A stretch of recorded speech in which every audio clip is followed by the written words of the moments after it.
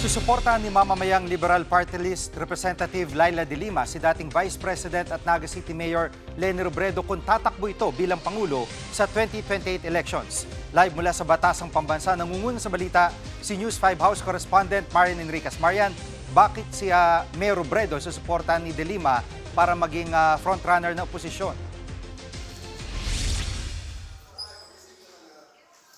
Yes, Jiggy, para nga kay ML Party List Representative Laila de Lima, most winnable candidate itong si Naga City Mayor Leni Robredo. Ayon kay de Lima, si Robredo may pinakamalaking tsansang manalo bilang pambato ng oposisyon. Kaya kahit paraw ilang ulit sinasabi ni Robredo na sa local muna siya, hindi raw nawawala ng pag-asa itong si de Lima na magbabago pa ang isip ng dating bise. Kumpiyansa rin daw itong si Congressman woman Laila de Lima na kaya ngang solusyonan ni Robredo yung issue ng korupsyon sa bansa. Pakinggan natin itong pahayag ni de Lima. We have seen how this country is being run. We have seen all of these corruption issues being, is there. Ngayon, siguro naman yung mga hindi bumoto kay VP Leni noon ay pagkakataon nila para mag-reflect uli.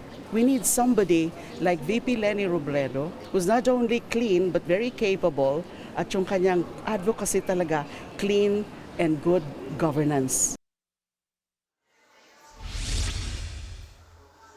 Jiggy, hindi nga lang si de Lima yung sumusuporta kay Robredo sakaling ang tumakbo nga siya bilang Pangulo sa 2028. Kasama rin po dyan yung aktres na si Nadine Lustre. Magkasama si Nadine at si de Lima nga kanina para sa paghahain ng mga panukalang Animal Welfare Enforcement Act at Gulay para sa Kalusugan at Kalikasan Act. Giit nga ni Nadine, handa siyang suportahan muli itong si Robredo kung tatakbo nga siya bilang Pangulo sa 2028. Pakinggan po natin itong pahayag niya. For me, she is really the best.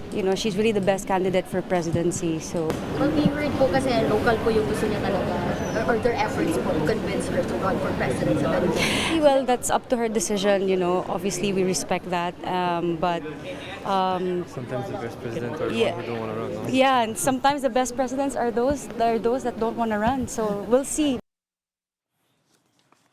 At Marian, may sagot na ba si Mayor Robredo dito sa alok ng kanyang mga kaalyado?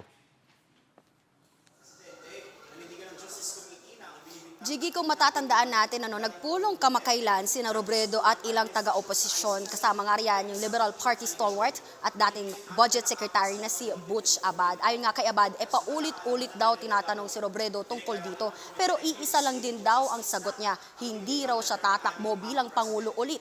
Sa ngayon din daw, hindi pa rin ito nire-reconsider ni Robredo. Hindi pa nila na alam kung bukas nga yung dating vice para rito sa hinaharap.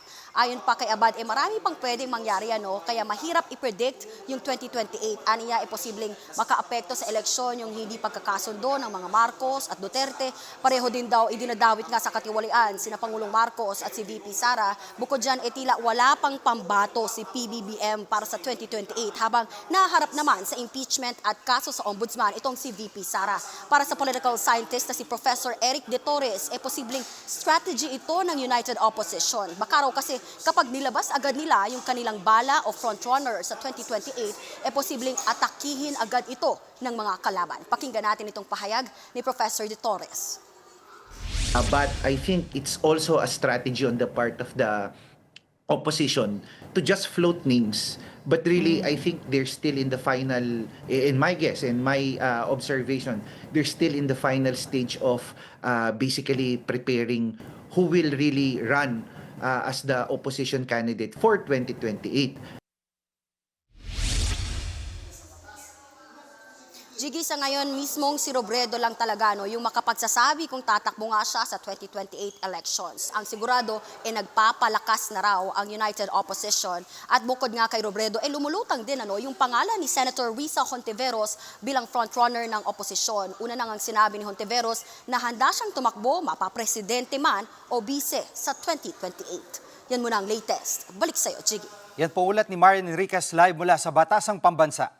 Mga kapatid, Jiggy Manikad po, pagdating sa mahalagang balita sa loob at labas ng bansa, dapat una sa lahat, mag-follow at mag-subscribe na sa social media pages ng News 5.